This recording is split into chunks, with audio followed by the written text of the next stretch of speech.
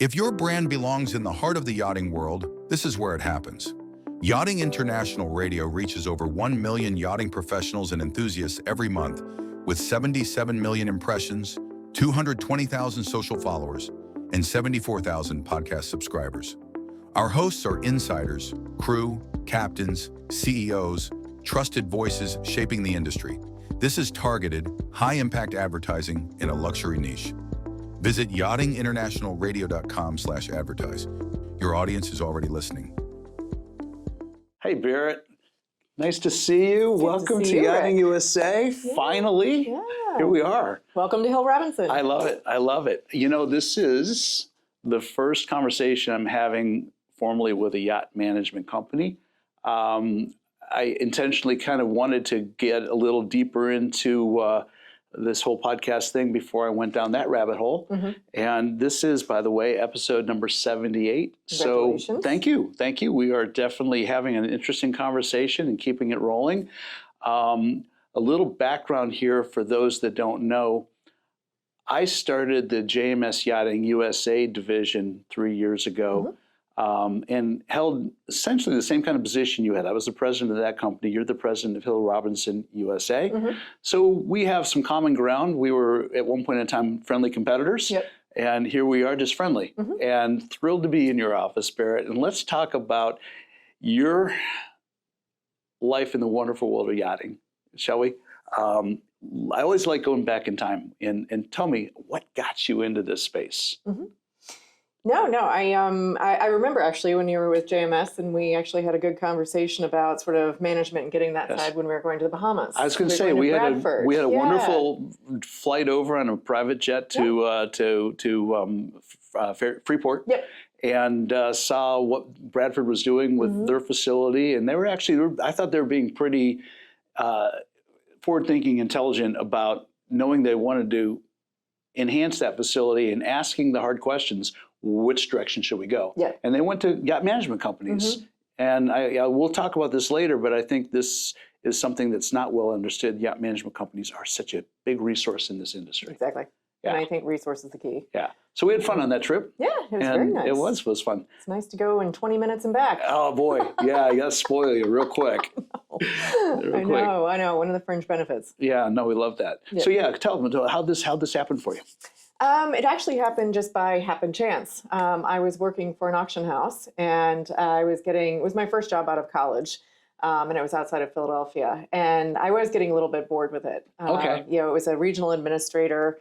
I thought the whole concept of it was great. Art and jewelry and just everything. It was kind of like exciting, and I quickly kind of learned that working in New York is very different than working in Philadelphia.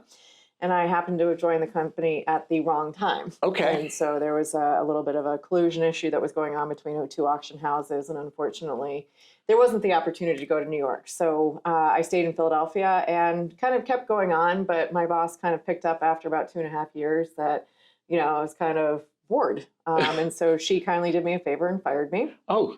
Yes, and it was the summer, so at least we had that going for us. So, the sky's the limit for the summertime to be, jobless and figure out something else to do. So I love that, though, in the concept that people look at that kind of thing and think, oh my gosh, my life's over, or my career's over, whatever. And I tell people sometimes failure is your first step to success. And, that was probably a big gift handed to you at that time. It was huge. And I had an intern there, and she was just so into it. And I was like, you know what? You're going to be far better at this than me. And so when the whole thing happened, I was far from surprised when my boss told me that, this woman was going to move into my position. I was like, well, hey, all right. We know that's going to work. So congratulations to all of them. And away we all went. So during the summer, I was talking to my mother's best friend's daughter, whose boyfriend's best friend was looking for somebody to cook on his 125-foot schooner for the summertime. So it was going to be based out of Newport and then go up to Maine and things like that. And I figured, hey, my mom taught me how to cook. I can read a recipe. I can try and make things look good. So I said, what the hell? So I just kind of packed up my car and handed my cat to my parents and said, I'll see you guys soon. So I went up to Newport and started, and it was a lot different than I thought. I joined the boat in a shipyard, and it was very much a boys' team. They classic yachts and the wooden boats are a very different personality from the yachts that we're dealing with. No doubt. They're stunning, though. They're beautiful, yes. But it's a different mentality and it's a different type of person. So, I went into it sort of eyes wide shut, and kind of learned daily, along the way. And it was great. There's a great camaraderie that came from it. I really enjoyed working with the crew. I was, cooking on board, technically the chef, though I don't think I'd ever call myself a chef, not having been sort of formally trained in it. But, right. I figured that stuff out. And you could feed the boys. I could feed the boys. No problem. I could feed, the boss too. And I could whip up hors d'oeuvres. And it was sort of everything that we needed. So I thought it was just going to be kind of a summer thing. But then there was the opportunity to, head down south and then head over into the Caribbean. And so stayed on board. I stayed on board. So October in Wow. Newport starts to get pretty cold, and what are you going to do? So away we went.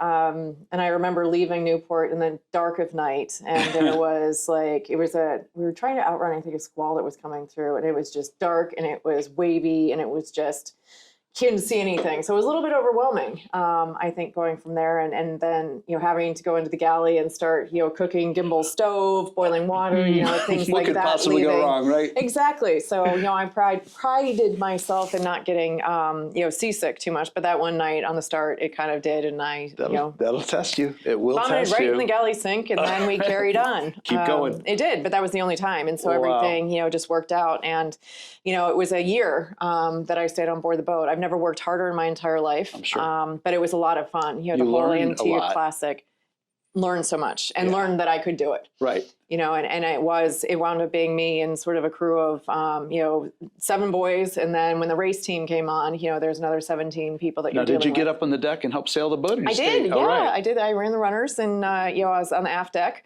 Did that, but then I also had to run downstairs and make sure that there was all the sandwiches, wraps, and everything ready to feed the race crew going, and then cooking dinner at night and getting everybody cleaned up. And then I was, to accommodate guests, I had to sleep in the forepeak on, sail bags, and it was fine. It was up first, sleep last, and away we went. There you go. But it was a lot of fun. It was a great, again, just that whole classic scene is a wonderful group of people. So when I say there's nothing quite like being on the open ocean under sail, you know what I mean? Well, the best thing about it too is at that time, this was like 2003 and 4, there was once you went offshore, there was no communication. There was the radio. No Starlink. There was no cell phones. There was no computer. Like, you literally disappeared for the period of time that you were offshore, and then you came back into, communication then. But I'm going to go out on a limb right now, because we're going to talk about crew and yachting eventually.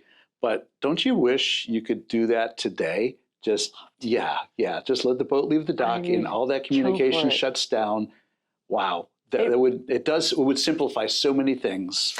It would make, I think, just the break is great. There's always something in the back of your head, particularly in the yacht manager role. You go to sleep and I wake up at night kind of fretting over something, or if there's things outstanding still that you're waiting for. So you can't help but kind of think about it. And then if you really don't have a phone to look at immediately, or, wake up to, for us, 6 hours behind, our colleagues and already behind the 8 ball, it's interesting. Right. So it'd be delightful. Yeah. I remember that from my days with JMSs. They were Monaco based, and, so their day is half over when we're starting the day. So, we're hearing about everything, playing it's like hitting the ground running, it's like, that's real. My day doesn't start until 12. Wow. Yeah. So what, you're on the boat at sea. That's amazing. And did you rotate to another boat after that, or did you rotate to shore-based, or what was your career path looking like then? It was a really hard boat. It was an interesting program. So, by the end of it, we came back into Miami, and she was going to the shipyard, and I said, now's kind of a great time to, go home and take a break for, a couple of weeks. And I sort of got home and then was deciding I don't really want to go back to that particular program. And then I said, it was kind of a nice foray. And, then I broke my ankle and then spent the summer at home with my dad and my mom on the hammock. And then I went out to California for a birthday party, and I wound up sleeping on a friend's couch for 5 weeks. And I found a temporary job as a yacht accountant. As an accountant on a movie set. And so I did that for a couple of weeks, and then decided I want to move to San Francisco. and then moved to San Francisco. And I realized San Francisco is a great place to visit, but not the best place for me to live. So that was short-lived. And then fantastically, a friend of mine who I'd known from Newport and got to know, the first time around working on the schooner, he invited me to come back and work on a Hinckley with him as the mate. So I jumped at that and, moved back across the country and, got going. And that really was sort of the first day of the rest of my life. There you go. There you go. Was this a motor yacht? It was a sailboat. Sailboat. Okay, one of their sailboats. Yeah, They're it was beautiful a Hinckley. boats. Yeah, 70. So you stayed in the sailing space for a while. I did. I like it. I think it was something I understood. I grew up, sailing dinghies and the likes, but it was again just confidence working with a captain that I knew. And then, funny enough, it was an owner who was from Philadelphia, so it all kind of stars aligned. And then just being in Newport again for the summer was pretty awesome. So that is pretty awesome. That stayed. And then, during the time, a gentleman was hired by the captain because the owner was had a stroke. And so I wanted to make sure that we were fully, trained up medically and knew how to deal in emergencies and the likes. And so, the gentleman who was hired, came on board for a CPR refresher course and, how some things go. And that met a boy. That was Chris? That was Chris. Oh, yes. boy. So, all right. But good job, Chris. Yeah. Yeah. So then I wound up finding a job with a yacht designer in Newport. So he was a designer of sailboats, Ted Fontaine, and I started working for him, and he was just developing the Friendship yachts. And so it was kind of a shore-based job, but it was excellent because it was also working on the boats. Wow. Yeah. No, that sounds wonderful. You're still staying up in New England, in that part of the world, which is so pretty in the summertime. It is. There's no better place in the summer. Yeah. But what happens in the wintertime? It gets very cold and it gets dark. Yes, it does. And it's very sad when it's 4:15, you're watching the sun go down and there's still a lot of stuff yet to be done. So I'm not really a person who likes being very cold. No. So then there was the opportunity to move to Florida and here we are now. Yes. Love it. So what brought you to Hill Robinson? My husband had gotten a job with a shipyard, so we came down and I was like, all right, fine, I'll just come down and hopefully I can find a job. And so it was a little time, working. I still did some stuff, for Ted for a while. But I got a call from, Michael Reardon, who was running the shop then, and we had a quick meeting on a Sunday afternoon, and then a quick interview with Nick Hill and Neil Robinson the next day, and then I started on the Tuesday. Wow. We have so many parallels because, I took Mike's position. He was helping out JMS Yachting when I got involved. Yes. And so, geez, hey, Mike, you're really showing up. I love it. He's got a great story to tell, too. Yeah, what a remarkable career Mike's had in this industry. And he was wonderful to work for. I learned a lot. Yeah. There's still a lot of stuff that I learned from him that I tell my team now, saying. Well, when do you stop learning? I don't think you ever do. Every day. You ought not to if you want to stay relevant and just, and continue moving in your career, whatever that looks like. You have to. And I mean, in the position that I've kind of come in sort of, leading the shop here, there's the personal element to it, dealing with the people. So there's the people leadership, which is not my favorite, but you have to learn how to do it. That's right. And then it's reading all the magazines and making sure that you're reading the daily updates and, still paying attention to social media to see what's going on with home. But then, they're still running a business and, this company is evolving and growing daily. So there's all of those things that we're learning along the way. So, every day is a different day. Well, and this isn't an 8-to-5 job. No, sir. You know that. I know that so well. Yeah, that's the reality. It's like you love what you do, but boy, it's hard to turn it off. You almost can't. No, I don't even bother really trying to plan for vacations or things. You plan to take the day off and then there's some like ginormous thing that comes in and you're like, well, that's great. Okay, I'm just going to put that away right now and we'll kind of keep on keeping on. Wow. Yeah, no, I totally get it. I really do. So let's kind of talk about what Hill Robinson is. I do understand it's a company that's 25 years in business, and it's really built a reputation. It's scaled very nicely. Run us through just service level services. What does Hill Robinson as a yacht management company offer? Hill Robinson kind of offers everything that the clients need. So, originally it was starting out sort of a little bit charter management, and then we were doing yacht management for this small selection of boats. And so from there, charter and yacht management went along nicely. And as the fleet grew, there came a response to clients' needs and desires. So, we expanded into VSET, seeing that was a great service to be able to offer. We've gone into, crew employment, crew recruitment, payroll, training, ISM compliance. We've got refit. Refit's huge, particularly for us in the States. Obviously, there's more of the new build side of things that are going on with our colleagues, on the Isle of Man and in Europe. But there's a nice complement to the two that is here. So what DOCs do you have with flag? We have Cook Islands, we've got UK, we've got Marsh Islands, Jamaica, we have Cayman Islands, and I'm sure there are others, and I just can't tell you right now. That's all right. Those are the ones that I deal with. That's a nice portfolio. Yes. Absolutely. Yes. And that covers basically everything from what I'd consider a grade A list to, the flag states you go through if you get a little different kind of program going on. Yeah, and we definitely talked to owners beforehand when they're looking at, somebody told them that, if I go to Jamaica or if I go to St. Vincent and the Grenadines or if I go somewhere, it's going to make my life much, much easier. And we're kind of like, yeah, it will. You don't have so many people, so many regulations that you have to follow. But at the same time, as the safety managers, which it's not your job to say this is the easy way. You're saying, yes, that's the easy way, but it's not necessarily the recommended way. Right, yeah. That's right. Exactly. And there are times, I think, where your insurance underwriters come in and they put their voice to the equation as well. And I think there is that, the underwriters and the brokers definitely listen to what we have to say. They're going to say, take guidance. We'll agree with what your opinion is. If it matches what if it matches what the flag state is, then we'll agree with you and the flag state, and we'll take your recommendation. And so I think that there's a lot of that is built. And I think that's great respect, I think, from the insurance industry towards, the managers. That's something I learned early on when I got involved with yacht management and it's funny, I didn't really respect it or understand it until I got involved with yacht management, how really important the insurance underwriters are to our industry. Without them, we don't have it.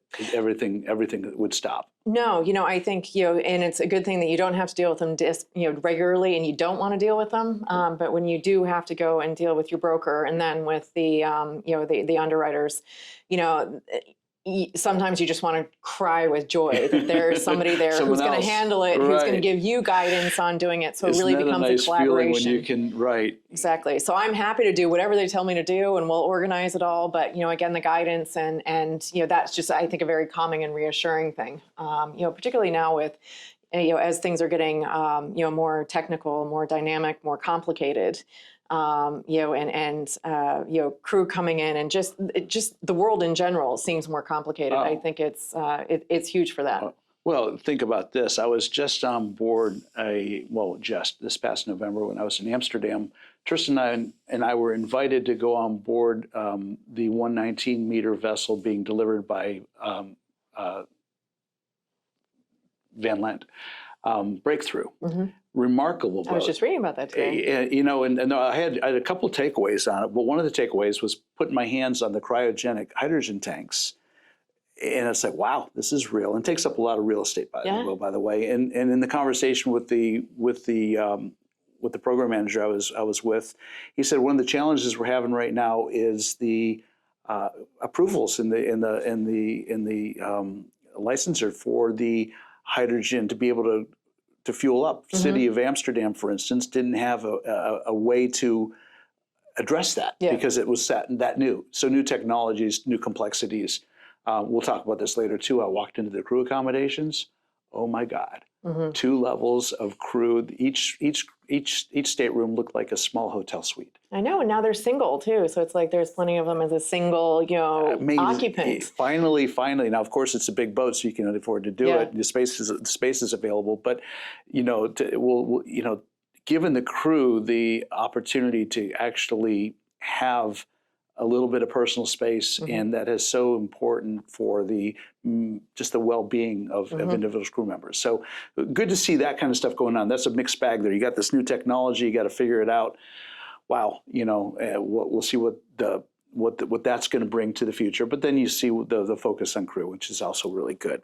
They just completed their first fueling today, right? Or yesterday? I think they did. Yeah, I think I saw that. So it'll be really cool to get the feedback on what that looks like, and hybrid technologies and everything that's really happening. Our industry really has a lot going on if you're plugged into it. You just have to stay aware and like you said, do a lot of reading at night. It's not always recreational reading. No. But it's good stuff. No, those daily updates are pretty handy too. Yeah, no, that's true. And fortunately, there's if you subscribe to the right places, you get that feed constantly coming in. Then you just got to filter it. Moravia. I understand this is something new to Hill Robinson. Just a couple of years ago, you guys acquired this company.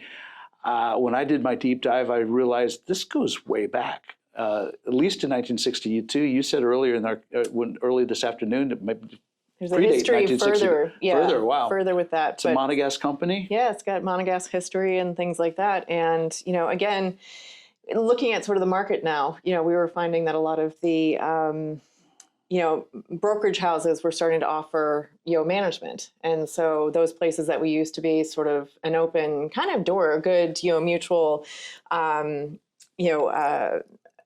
source of referrals, things like that when you're not kind of, fighting the same fight, for lack of a better word, kind of started quieting up a little bit, offering their own house services and things. And so it seemed to be, definitely within, the broker's best interests and the owner at the time to keep it all in-house because of, it's all one place, it's great. So we found there that we're kind of losing a little bit of market intelligence. You're kind of out of it a little bit more and relying not necessarily on those that are brokering the deals, but, referrals from those that may be looking at it from the outset. So it was kind of decided that that was something that we needed to do. So, they did go ahead and purchase Moravia. But they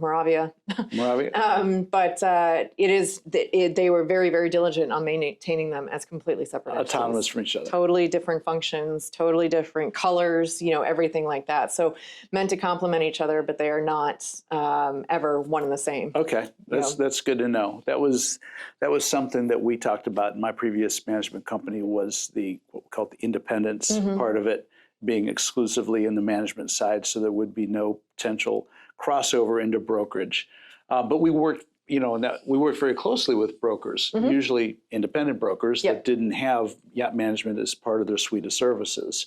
So there's room for both models in this space, and I can see where you could find an upside to either direction you go in, actually.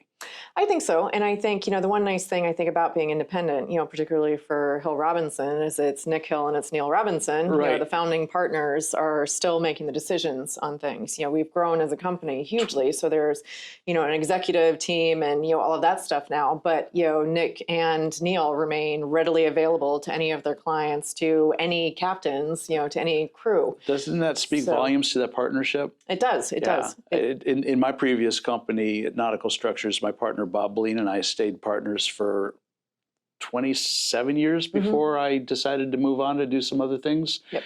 And that's like a marriage. It is. But when you've got the right mix of people and the right mindsets, boy, you can do magical things.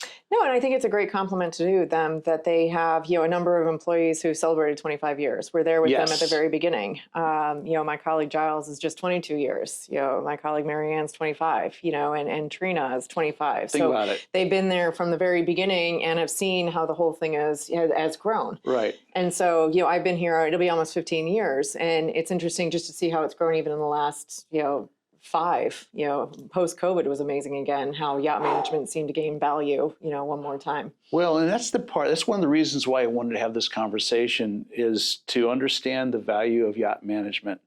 I'll go out and say clearly that perhaps one of the biggest opportunities I missed out in when I was doing my job at Nautical Structures, which was to find clients, was to build our sales and scale the scale the business, was the resources that were available. And what I didn't really understand as well as I could and should have was what the yacht brokerage community could bring and what the yacht management companies could bring.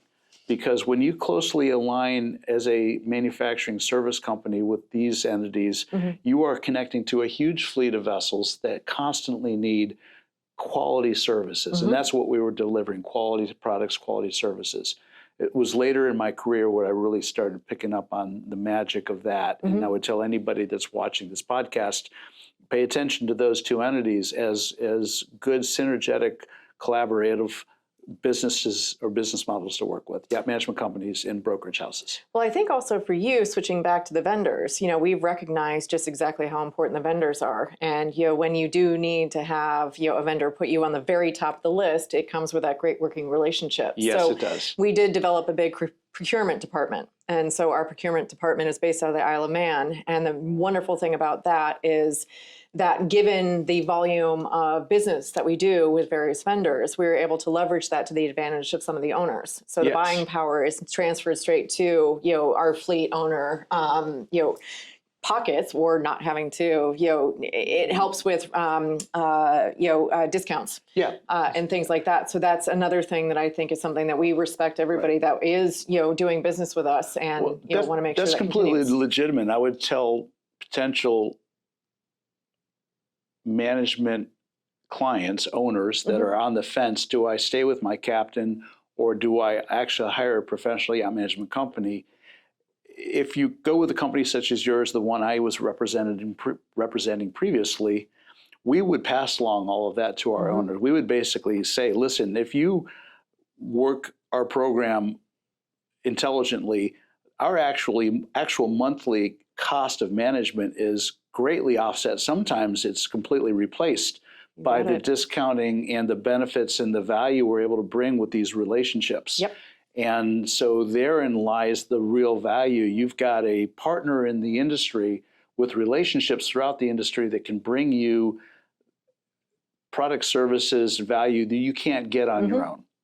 And when you're in a real pickle, being able to have somebody call and just say, I really need to call in a favor. And for that particular vendor to say, all right, I'm dropping everything right now. I'm coming to you, with that stuff. That is just, worth its weight. So, it's never burn a bridge. Always keep, those good relationships going, because they do, really work in the end. And I think that is a mutual respect between the managers and the people who help us make sure the boats are running the way that they're supposed to.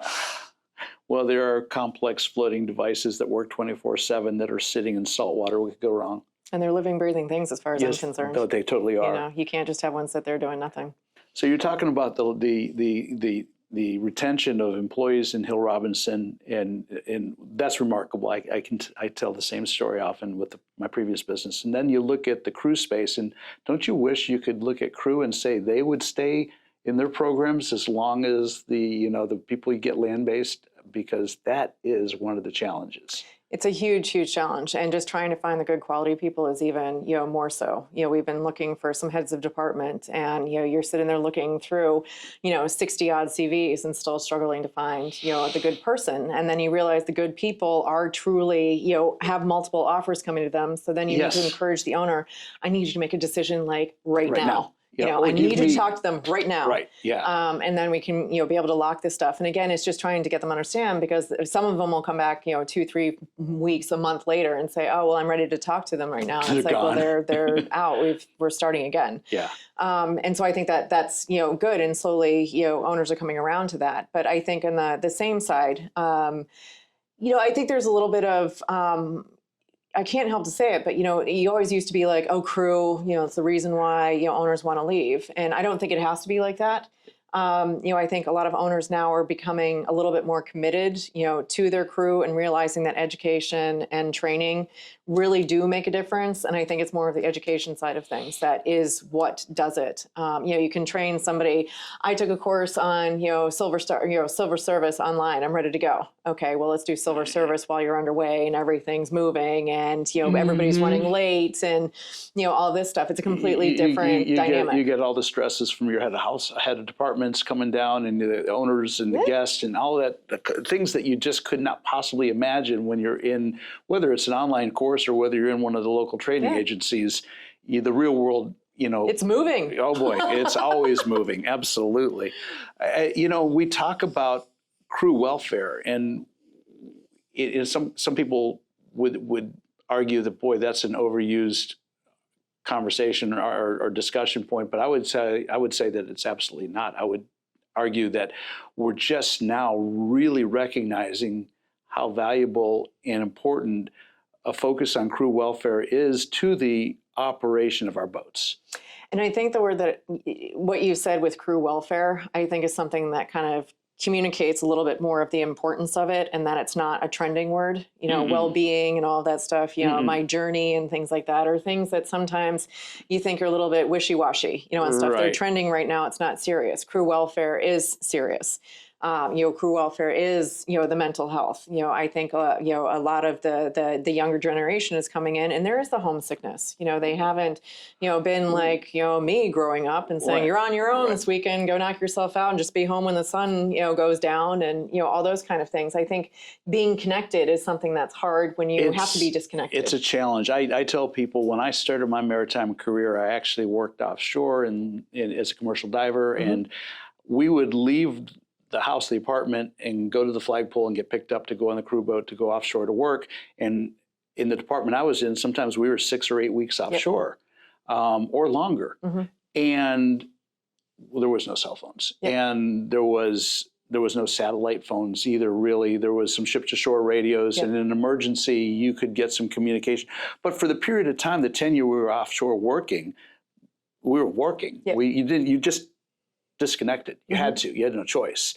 Now I talk to captains, and you know, they're walking the deck and they're seeing a crew all of a sudden throw the cell phone in a pocket, and the crew are dealing with the dramas of their friends and family and everything back on shore or on other boats.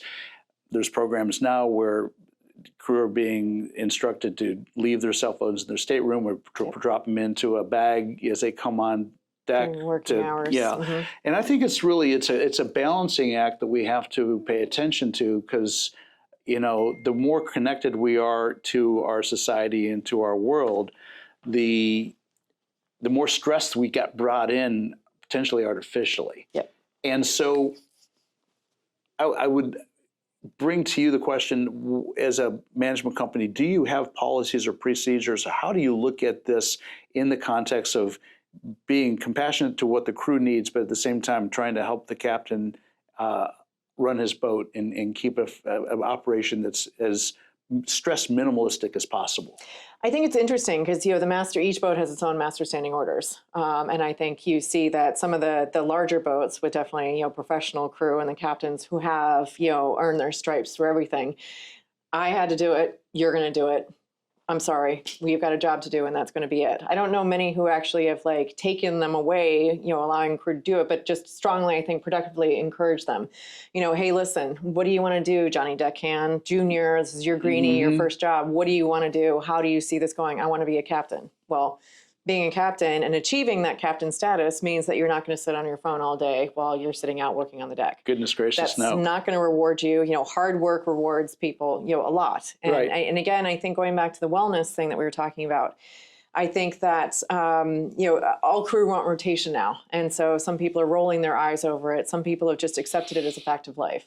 We've gone through and tried to work with some owners to say, you know, the good thing about the rotation is, you know, for junior crew, we can at least give them sort of a routine to their life. We can say over a 12-month period, every 6 months you get to go home. If we're going to do a 5-1 rotation, it is worth bringing that additional deckhand or that additional stewardess on so that everybody gets to go off and they're not going to change. And I'm thrilled to report, I've just talked to 2 captains about it.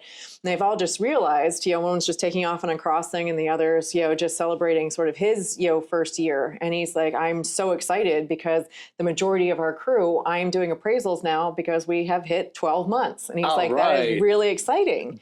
For those that don't know, that's huge. It's gigantic. And so the fact that 2 of these guys are like my favorite boats and just the greatest captains who are really, they really get out and get dirty with the crew. I think that is just, that's superb. You know, and those are boats where they just find, you know, giving a little bit back and being understandable and being kind and empathetic really does pay off in the long run. Well, Barrett, I would talk to my clients and remind them that there is no second shift on their boats. That these crew come on board, these boats operate 24/7. And, you know, there are very, very, even though there are rules for hours of rest and everything else, let's be real. When you're actively running the boat, when things are happening, that's a nice guideline to follow. It doesn't always work that way. And so with that understanding, then we have to find ways to give crew some ability to find a break or have something to anticipate or look forward to. That's why it's really important when I was trying to figure out how to support our boats, which boats were going to be in charter versus which boats are going to be purely private. Yep. Two different operations, two different sets of expectations, both on the owner's side and the crew side. So, you know, this is kind of where yacht management comes in and puts their experience and intuition into play as well. And I think that's the one thing with owners, and I think particularly with new owners, there is years of experience, and I've been in this situation before, and I can tell you how it's going to play out. Therefore, I recommend that we take this approach, and you don't have to go through the tough lessons that we've learned or other owners have learned. And so, I think the one thing that is getting to be a little bit more refreshing is that some owners are really sort of, valuing it because they want to see the same faces over and over again and don't like that turnover. They're willing to, work with the recommendation. So they realize that in the end, Graham Lord always loves to say it's like $39,000 to replace a deckhand. He's right, with that though. Stuff. It's there. And so Yeah. I think there's the satisfaction of, the family, children being so familiar with the people that are there, just walking on, and you don't have to sort of restart, again, or recreate the wheel, getting to know you and getting the changes, done. I think it's huge. And, a lot of owners now are committed to staggering their trips. And this is a lot of, private boats who have a lot of family use. Yeah. And the owners are aware, I'm going to give the crew at least 3 to 4 days in between these trips so that they at least have a chance to take a break, but also enough time to turn things around without it being a rush. Because, again, having tired crew or exhausted crew or just burnt out crew isn't necessarily great for the owner experience either. No, it's not. No, it's not. I had one of my best clients that came to me early on, and she said that her interior staff at her estates, her homes, had long, 10, 15-year, 20-year longevity, and she was hoping to get something like that for her interior crew on her yacht. And that wasn't happening. That was her biggest ask. That was what she hoped for more than anything else. Can you find me interior girls that would hang in there? And there's no promises on that. It's a completely different program. You got to find great leaders. Yeah. There is no ifs, ands, or buts about it. It comes from the top down. The International Seafarers Welfare and Assistance Network, that's what we call ICEWAN. Bring this in because this is for the benefit of crew. And as I understand it, Hill Robinson is the first yacht management company to formally and actively bring this program into your management.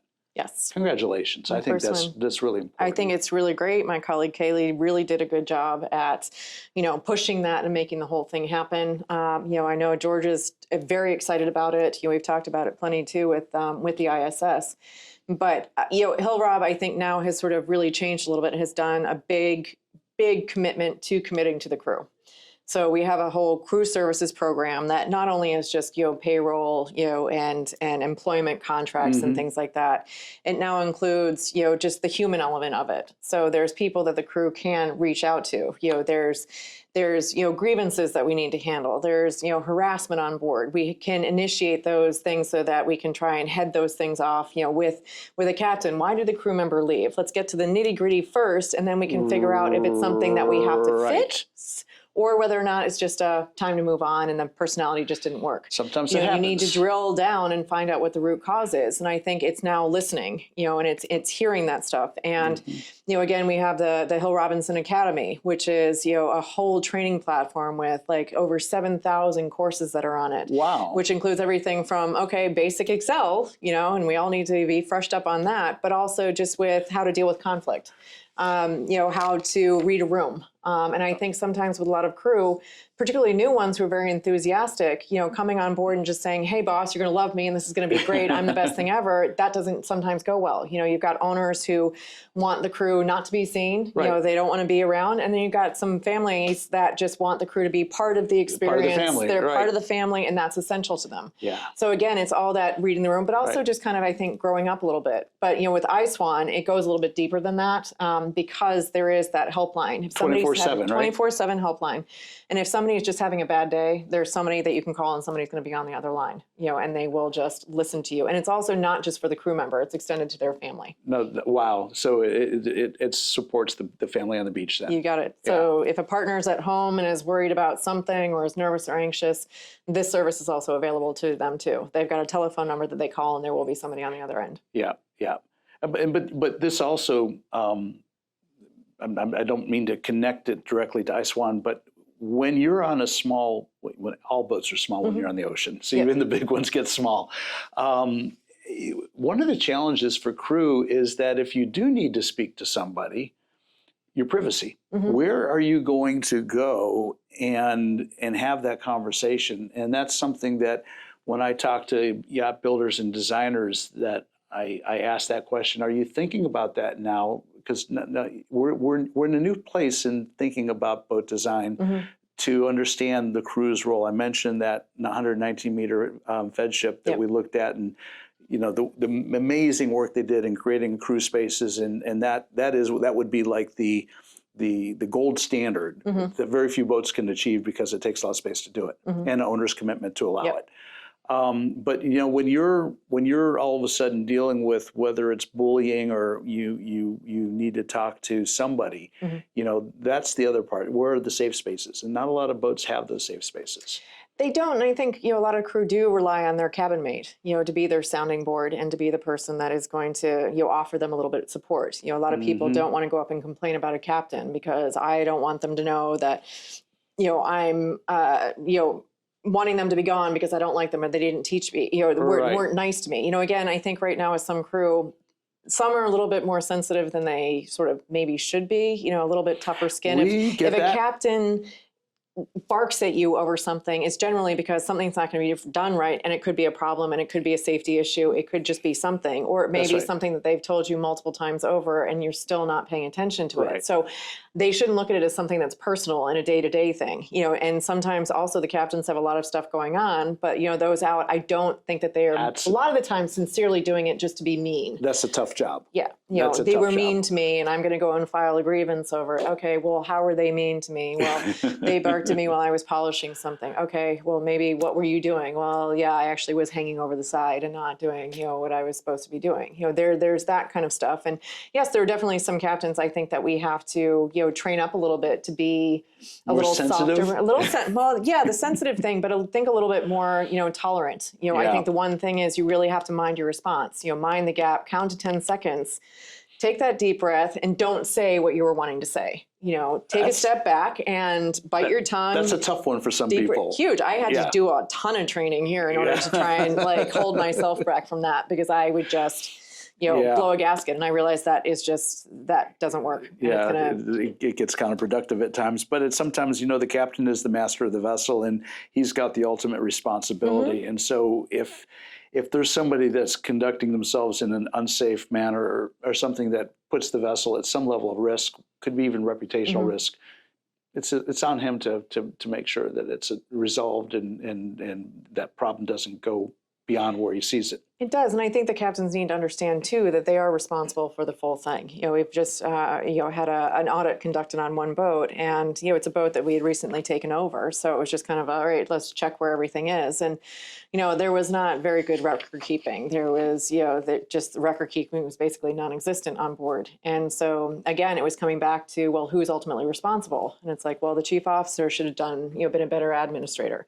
The engineer should have known that he was supposed to keeping records of service and things like that. But in the end, it does come down to the captain, who's responsible for leading that and making sure that everybody is doing the job that they've been assigned to do. Yep. So I wrote down a statistic I thought I'd just put out here because I knew we'd get to this point in the conversation. Let me know what you think of this, because it doesn't surprise me. A 2018 ICEWAN survey revealed significant welfare challenges among superyacht crew. For example, 82% experienced low morale sometimes, often, or always. 55% of female respondents face challenges accessing mental health care. I don't know why necessarily they segregated the female respondents from that, because I would imagine the male respondents, maybe fewer male respondents, are trying to access mental health care. I don't know what that looks like. But the point being, this is a reflection of a poor morale standard on board yachts right now. And I know there's a program called CHIRP that crew can reach out and make an anonymous report to CHIRP about conduct and things that are happening on board these vessels, and then CHIRP should be doing their own investigation and making that taking that report seriously. And then you have your DPA, and this is something I wanted to ask you, because I think the position of the DPA, the designated person ashore, for those that don't understand the acronym, is one of the most important decisions you make, because that individual in an emergency, for instance, let's say something happens to the captain, that individual has to kind of take on the role of the captain, make some decisions on behalf of the captain. And if you haven't had that hands-on experience, how do you do it? And yet I'm aware of some people that have been designated DPAs that have not really even spent time at sea. So as an industry, how do we take that serious? What's that look like? I think that yacht managers who do have onboard experience, whether it be with a cruise ship, whether it be on the commercial side with, tankers or things like that, or, again, working divers, working oil rigs and things like that, but also just working on the yachts. If you worked at sea, on the ocean. You understand how terrifying a particular situation can be. And so I think that gives you a lot of, what can go wrong. And so I think, obviously the role of DPA is to be able to handle emergency and be able to handle it efficiently. Right. So I think, to me, having everybody who is capable of doing that is huge. Right now we've just had a shift. Our DPA is retiring, and then we've had some changes within our compliance department due to retirement.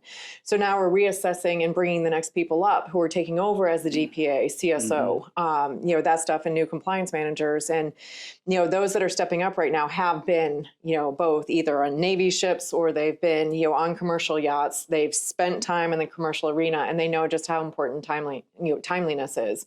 And again, that's exactly the role of the DPA. And again, the managers, it's safety first and foremost. There must be somebody on the other end of the line.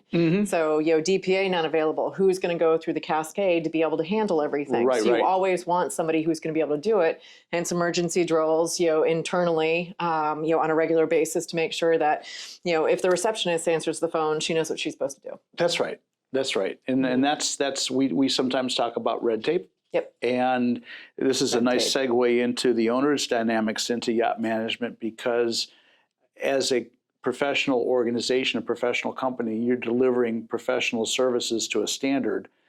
And this is where I think the yacht management company truly finds its value, and at the same time is subject to some of its most harsh criticism.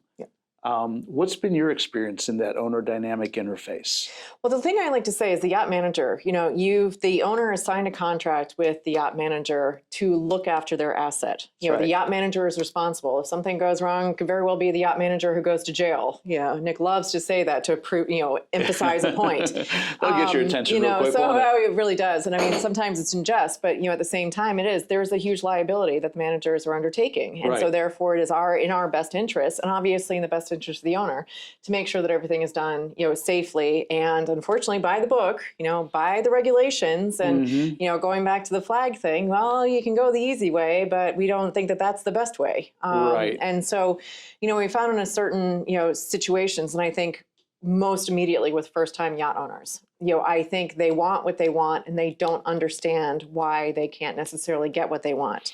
And as we were talking about before, they don't know what they don't know. They don't know what they don't know. And they're not used to being told no. Exactly. Right. And nobody wants to say no. No, I keep saying the last thing I want to say is no, and we'll look at every avenue possible to figure out a way in which to be able to accommodate it. But sometimes the answer is no. And I find that I would really sometimes it's hard when you've spent so much time, working on a recommendation, writing up a report, writing up all the facts, and we've given you 3 options, and this is the recommendation that we say, not the shortest time, not the least inexpensive, but this is going to be the best way forward.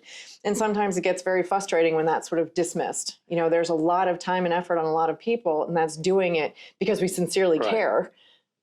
And then to have it kind of fall on deaf ears is something that can get frustrating from time to time. Owners sometimes look at it as either an optional type of service or an adversarial type of service. They do. Well, I'm going to go and find somebody else who's going to tell me what I want to hear. Well, if another company is as good as we are, they're going to tell you the same thing. Yeah. It's so in your experience, what are the? I mean, I have my own, but I want to hear it from you. When you look at owners that come in with a particular size boat, where's the sweet spot? To me, I really, I think if you're going to commit to something that's in, the 60-meter range, you're going up, that is a major, major investment, and you need good quality crew to look after that. That is a dynamic boat at that size. It's of huge volume with those, and I think there's just so many things that can go wrong. It's going to cost you a lot more money. And I think when you do go to this size, and I'm just going to say it based on my experience, you get the more professional crew who are ready to go and jump on that boat. It's a really enticing platform for them. It's a place, it's something that can go the long distance. And when you moved into that, I think you've got an owner who is committed. They want things done well. They're going to look after the boat. Most crew that come into this space are looking at those boats going, that's where I want to be. That's where I want to get. And that's when I get there. Which is interesting because living here in Florida, in South Florida particularly, the yachting capital of the world, you look at the fleet of boats we have here, and they're the 25 to 40 meter boats.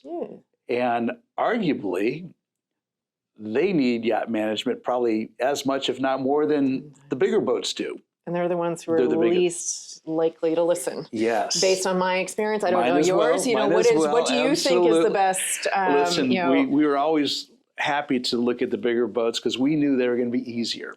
We knew that the crew was going to be easier, the owners were going to be more seasoned, more experienced, easier to deal with. The whole program is easier.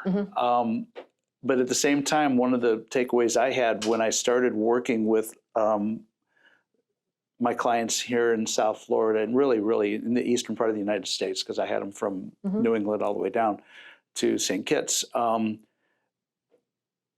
it was like a 50-50 proposition. Half my clients or the potential clients were purely price focused, and no, we're not going to spend that kind of money. That's silly. I'll have my captain do it. The other half were like, wow, I see the value. I had one gentleman, I sat on the back of his boat, and he says, Rick, I've got a multi-billion-dollar hedge fund that I manage. Why am I doing my own financial management? And I looked at him and said, I don't know, sir, why? We can do it for you, and we can probably deliver a better level of service tied into how you're going to use your boat. He was going to put his boat into charter. He did put his boat into charter. So it's a hit and miss kind of thing. But I would say that the fleet of boats in particularly the 100 to 130, 140 foot, they really need good management. And they don't know what they don't know. That's where they're missing out. And that's where I think the problems show up when you look around and see the stuff that shows up in social media with all these boats that are having issues. That's where it begins. I agree with you on that. And I think it's the willingness to listen. A well-run boat is just going to be a dream. Well-maintained, well-maintained, like it's worth it. You just have to step on and just enjoy yourself. And when you step off, it's going to be consistent. And so I think, a lot of the time with some of the smaller boats, going back to, I'll just have my captain do it. Well, a lot of family offices that we've started talking to, a little bit more, and the family offices are becoming more and more, I think, introduced to the yachting industry, particularly as sort of wealth has grown in the United States in particular. And I think that those are the ones that are looking outside a little bit more, saying, I just don't understand this industry. This does not make sense. It doesn't align with anything else they do, including aviation. It doesn't. And I mean, it's a completely different thing. I still chuckle when I'm like, oh yeah, it's just going to be, that's a national marine order for food. It's $25,000, things like that. Or, there's the yacht cell phone bill and it's, $5,500 or something for the month for all of these lines that are connected to it. And meanwhile, I go home and I'm like, what? doesn't how align do with I your with like budget at all. $200 phone bill at home? You I know, look so at my there's- cell phone, if it hits $200, I'm like, okay, there's a problem I here, know. Tristan. But like that's the thing where I think you take a step away and like you just have to realize that there's always going to be an extra zero. You know, if you can Or do it in two. your house, it's going to be more money on the boat. And I think that it's managing those expectations. Right. So expectations, and only the captain, or I can let the captain do it. I'm going to bring up something. It's been a conversation this last 6 months. Not going to name names, but those that know. Those that know.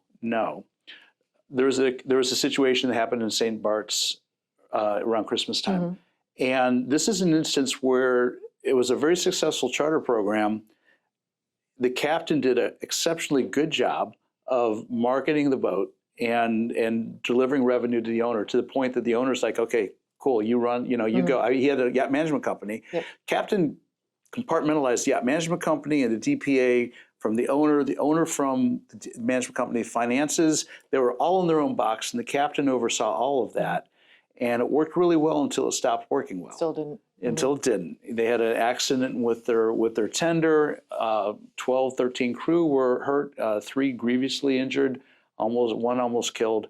And that is and then that successful program just crashed.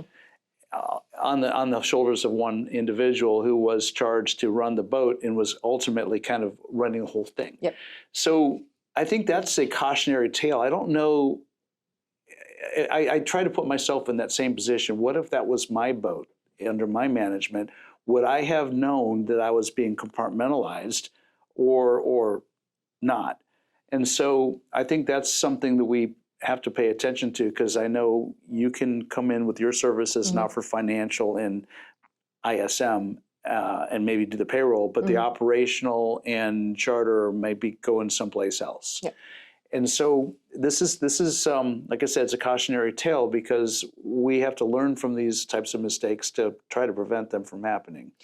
Yeah, and I think that that's why, an owner has hired a management company. Again, you get a great, deal sometimes on your insurance premium because you've got a safety manager there. But there's a couple of things that I like to tell owners, particularly new owners. I do not encourage the owner to become overly friendly, with their crew. To me, the crew member is an employee. Yes. I firmly advise my owners, I strongly recommend that they refer to you as Mr. or Mrs. or, ambassador or senator or sir or madame or however it goes. But I don't think that first name bases are very, very good. I think you need to have a clear line between who is the employer and who is the employee. I then think that when it comes to familiarity breeds contempt. And everybody thinks they're invincible, There's even some junior crew that think, oh, I didn't like what you told me, so I'm going to go tattle and I'm going to go talk to them. And sometimes the crew think they're invincible with that. And that's not the way the hierarchy works. And so, obviously, as Americans, and American owners, they have a very different dynamic with their captains. And management is very differently structured than it is with, our European colleagues. That's true. And so, in Europe and with a lot, of, even, Middle Eastern, Asian, programs, you find that there is the owner who then has a representative who then talks to the manager, who then goes down to the captain, and everybody is told that way. Yep. In the United States, you've got the owners who are like, hey, my friend referred this captain, he really loves him, so therefore that captain knows most, and we're going to listen to what he has to say. So these days, and I don't mean this in a negative way, but it's just a challenge for the manager, is that the captain has a great deal of influence. And so to me, I've learned there's no point in trying to boss a captain around, trying to tell them what to do. That is not going to be successful for anybody, and probably not successful for the manager. To me, I like to encourage that it's a collaboration. I am here to make you, captain, look good so that the owner is super happy and we all have something to do tomorrow. There you go. And so that's my take on things, is it's a collaboration. I'm here to support you. You've got better things to do. You need to run the boat. You're running a small hotel. You've got people issues, mechanical issues, guest issues, everything like that you have to deal with. So, allow the manager to absorb a lot of that, not responsibility, but the administrative side of things. It's our job to keep you up to date with regulations. It's our job to make sure that owner wants to have 100 people on board the boat at anchor, on this particular night. Well, how are we going to make sure that's done safely? Can the boat accommodate that? Can the boat have capacity for it? So at this particular point, that's where I'd like to say that this again is you've got such, resources and so many advantages, to using a manager, to help learn the lessons that they've already learned. Sometimes the best lessons are hard learned, and that's then they become your best client. Yep. Because they've figured out that this kind of program really is the right way to go, and that's hopefully one of the messages we get across, whether it's going to be with Hill Robinson or any one of a number of other very well-run professional yacht management companies. Because while we're on the subject of yacht management companies, Google it and see what comes up. And it's like, oh my God, there's 1,000 of them that show up. And I would dare say that there's maybe a dozen what I'd call really top tier yacht management companies in the industry that do this job to the level and the standard it should be. And we're talking to the president of one of them right now. So I think that's really important that, now I'm talking to the captains and the high net worth individuals that watch this show and really encourage you to do your homework, talk to other people that are using yacht management services and understand the value, because it's genuine value. And I think it's important to the well-being of your boat and your experience, a good, pleasant experience in being an owner of a yacht, wanting to stay in the game and not bailing out because you've got a really crappy experience coming out of some situation that could have been prevented. Well, this is the funny thing. The ISM code is the ISM code, and we're all working from the exact same code. So it's the interpretation of it. It's the resources that are given to it. There are personalities, that are at play here. I have to sit there and look at clients that are coming on, and I'm like, okay, that yacht manager isn't going to work so well with that particular captain. Right. That yacht accountant isn't going to be a good match for them. This one is going to be perfect, and it's going to be, great. I've got so many of my team that are personally responsible for captains coming back to the fleet, after they've either switched boats or they've gone to something else, there's been an ownership change, and they're like happy to come back because they enjoyed working with a team member so much. And to me, that is just, it doesn't get any better than that. No, that's a win. And I think that it's, again, each company's approach to it. We're very hands-on. I deliberately invite myself on board for lunch, for better or worse, just to kind of get a feel of what's going on in the mess, pick up on the vibes and things like that. So, we have a hands-on approach to things. There are others that, aren't, but are on an as-needed basis. You've got some of the really, really big companies who have, the boat builders, that are part of the family, but still sometimes there's a challenge with getting things done.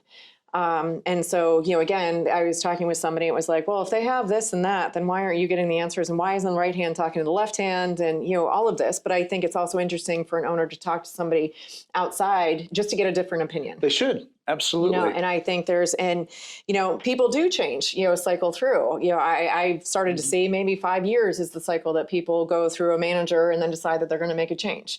Circumstances change. I'm going to a different location. Right. Boats change. You got it. Right. And so personalities change. Yep. And so I think the one thing, that's interesting, we've got, 12 offices around the globe, so we can do the 24/7. But it's really interesting working with your colleagues and trying to work together on a singular project. So, we've got a U.S. fleet that's we look after from here. Generally, the U.S. owners of the boats that spend a lot of their time here. Right. They go to the other, parts of the world. We're able to make an introduction to somebody. But we found in handing it off, it doesn't really work. So you got to maintain your client service team in the same office with a person on the ground in the same, time zone who can say, I know this person, I know that, I can answer you when, your yacht manager's asleep at 3 o'clock in the morning. Well, it's 8 a.m. for me and I'm jumping right on it. So there's that. But like I was having a chat with, with a colleague of mine. And so sometimes there have been boats that, we've tried to, breach the gate and say, okay, well, we'll deal with accounts on this side and you do with all the rest of it on that side. And we're finding sometimes it, as great as it sounds, it doesn't work well because, again, sort of the struggles with communication, the time differences, often the language differences, expectations. This was really urgent. You don't understand. Well, you didn't tell me that that was urgent. So, okay, well, I should have, and I would thought you were like connected to my brain and picked up on my mind. Seriously. Yeah. So there's those things. And it's, it's funny because it is, communication, and all that stuff. And again, internally, sometimes there are the struggles when you're dealing with the different offices, just because that sense of urgency might be lost in, a different, it's the end of my day, it's the start of my day. Why can't you get this to me before the end of the day? I need an answer, So you got to, I think, be very aware of times. You do. And that said, you do also bring that benefit of those multi-offices over multi-locations so that, when something happens at 2 o'clock in the morning, there's somebody in the organization that's on watch. Yep. Yeah, you're not waiting for 8 o'clock somewhere in the morning to get a problem addressed. Yeah, that's important. So yeah, we have one of our med fleet boats is over here, and they had a problem, and so immediately kind of brought us into it. And it's like, all right, well, we know this person will go in. We know this location, used to live there. All of this stuff, and so it's really great when it all works out that way. That you can still keep I'm handing off to this person. Here's the notes right now. We're going to keep it all going. The captain being the consistent one, but it's just you've got all considerations that are being made. So that's right. Sometimes having a whole lot of hands on the cookie jar is great, but sometimes it's also a little bit of a hindrance because it's, oh, wait, hold. I didn't agree with that. Oh, did you mention this? And, and again, bless everybody who just wants to do a really great job and resolve the problem. So, but again, I think there's just, we all are still learning. That's what we do. That's what we do. And it's good to be able to pool resources and have that because well, you'd have had that at JMS. Oh yeah, that was the easy button. Yep. That was what made what we did over here so possible. Is they had an amazing they still have an amazing organization of resourceful engineers and managers and accountants and everything you need to deal with whatever problem comes up. And you can't do that in every location and then support that overhead and be competitive or, be nimble. I think being nimble is really important too. And I think keying on that word support, we've had the unfortunate, situation of having to deal with crew members who have passed. And so there's investigations that you have to do, and sometimes the person who's local is the person who's going to get there first. And, speaking from firsthand experience, I can't tell you how much I've appreciated just the support of colleagues on the other side saying, I will keep this going and keep, you need to go to sleep. You need to take a step away from this and I'll keep that going and you come back on and hopefully I'll have answers for you here. And so I think, for better or worse in those really bad, terrible situations, just having somebody that you can lean on, trust and rely on, I think reliability for a yacht manager is key. Right. And if you get into this space and think that you're not going to one day deal with that, you're unfortunately greatly mistaken because, first of all, as long as men have been going down to the sea and women as well, bad things happen. And it's just the way of the world. It always has been, always will be. That'll never change. And then you get into the crew welfare, and then you get into things that unfortunately do happen on board boats or while on the beach, while on a trip. And whether it's a motorcycle accident or a suicide, or it's a serious, you've got a serious illness. Illness, right? All of a sudden you collapse and get to the hospital and the heart stops working and that's done. So you're terminal on things. And I guess the thing too with the yacht managers, you're not just dealing with the crew member, you're dealing with obviously all their colleagues that are working with. Which are family. They are family, but then when you're actually having to make that telephone call to the family and making the arrangements, you're all looked after, every question's going to be answered. There is that whole follow through, of closing it, but then anniversaries come. Yes. You still got to remember that somebody is not coming home this year again, and you still have to be somewhat aware of that. So that's where I think the relationships, really start to build. Very and aware I think of that those are hugely important. It is. And so I think that is, if you're sitting on the fence wondering, is yacht management something that really would benefit my program? You think about things like that, and wouldn't you want to have a professional organization in place to deal with those potential issues instead of having to have your home office or you yourself having to make those hard phone calls or having to get personally involved in something that is very difficult to to address. Yeah, So- and even a captain, you don't want to go through that alone. No, that'd really be don't. horrible. And that's happened in our industry way too often, too much, because of the way things used to be done. So we've grown, we've evolved as an industry. We've got resources now that didn't exist 10, 15, 20, 30, 40 years ago. So that's good. No, I think that's excellent. So- People are people. They're not just, People are hey, people. go live in the bilge. So you gave me a great segue. We're an industry that goes way, way back. I'm 40 plus years in the maritime industry, and I've watched what's happened. You, talking about speaking of the obvious, are a young woman in the position of president of this amazing. You are absolutely. And Sometimes you don't feel it. yeah, Chris paid me to say that. No, but it's true. Women in yachting and women in industry is a thing, and this has been a very misogynistic industry. Nobody's doubting that. I even said it a few minutes ago when men went down to the sea, because historically it was men going down to the sea. There was the widow walk for a reason. There is a widow, and you saw a lot of those up in New England, didn't you? Because those men would go out whaling, and a percentage of them would never come back. So that's a reality check. But I've watched a number of remarkable women become remarkable in this industry. I have had many of them on my podcast. In fact, I'm really close to almost a 50-50, and it's not intentional. It's just because there's enough of them in the industry that have put themselves or come to a place where their conversation, is interesting and belongs in this forum. And yourself is, of course, included in that. And so I have to ask a question. What's your perception now today, 2025, women in yachting? Is it a fair shake? Are we still dealing with some of the same misogynistic challenges that maybe existed when you started in your career 20 years ago? I think it comes from, it becoming a possibility for more, women, let's just go to the boats, crew. You always have this whole thing. Deckhand can go to lead deckhand, can go to bosun, can go to second officer, chief officer, captain. Right. There's this, perception that for, the interior, which is traditionally female, it's you get to be a junior stewardess, a stewardess, third, second, chief, purser, boom. So you're never offered any, position of being in command, per se. So, God bless, the likes of, Captain Sandy and, Sally Wilkins and Nicole Fawcett, and all of those out there that are really doing a great job. Yep.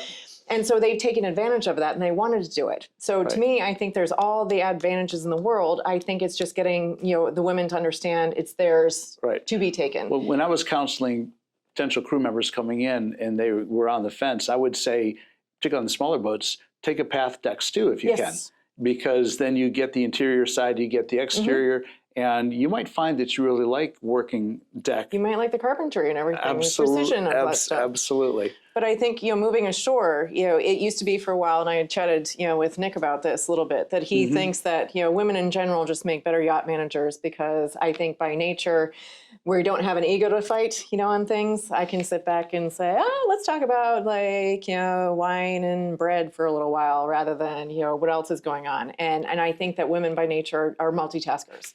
I think just, it goes with, being a mom. I'm not a mom, but I watched my mom who was working and just doing everything. You can drop a task and then pick up another one, complete that, and then pick up where you left off. Detail-oriented, too. And I think that's to our advantage. And, I think that, a lot of the successful, women that I've known, have proven that they're multifaceted.